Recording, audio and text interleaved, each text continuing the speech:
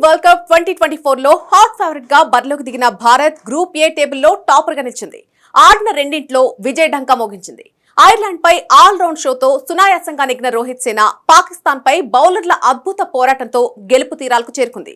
అయితే భారత్ గెలిచినప్పటికీ అభిమానుల్లో ఆందోళన కొనసాగుతోంది. పాకిస్తాన్ తో జరిగిన మ్యాచ్ లో బ్యాటింగ్ కు కష్టతరమైన పిచ్ పై టీమిండియా 119 పరుగులకే ఆలౌట్ అయింది.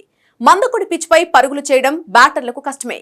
కానీ భారత ఆటగాళ్లు వికెట్లు సమర్పించుకున్న తీరు, చేసిన ప్రదర్శన చూస్తే ఆందోళన చెందాల్సిందే. అయితే ఈ మ్యాచ్ లో సూర్యకుమార్ యాదవ్, శివం దూబే తీవ్రంగా నిరాశపరిచారు. ముఖ్యంగా వరల్డ్ కప్ జట్టులో చోటు దక్కించుకున్న తర్వాత నుంచి శివం దూబే ప్రదర్శన తీసికట్టుగా మారిపోయింది.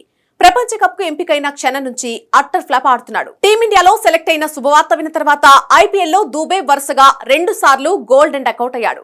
ఆ తర్వాత 3 సార్లు మాత్రమే 2 అంకెల స్కోర్ అందుకున్నాడు. అత్యధిక స్కోర్ 21. ఇక పాక్ తో జరిగిన మ్యాచ్ లో 9 బంతుల్లో 3 పరుగులు చేసి వెనుదిరిగాడు. స్పిన్నర్లకు పీడకల మిగుల్చుతాడనే హైప్ తో సెలెక్ట్ అయిన దూబే ప్యాక్ స్పిన్ లో మాత్రం సింగిల్స్ తీయడానికి శ్రమించాడు. అంతేగాక ఫీల్డింగ్ లో నిరాశపరిచాడు. ఆదిలోనే మహ్మద్ రిజ్వాన్ ఇచ్చిన సింపుల్ క్యాచ్ ను మిస్ చేశాడు.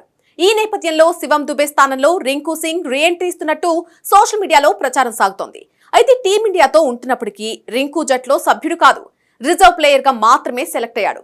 ఎవరైనా ఆటగాడు గాయపడితే అతడి స్థానంలో ఎంపిక చేయడం కోసం రింకు వచ్చే అవకాశాలున్నాయి. అయితే బ్యాటింగ్ కు కఠినంగా ఉండే పిచ్లలో దూబే కంటే రింకు జట్టులో ప్రభావం చూపిస్తాడని విశ్లేషకులు, నెటిజన్లు అభిప్రాయపడుతున్నారు.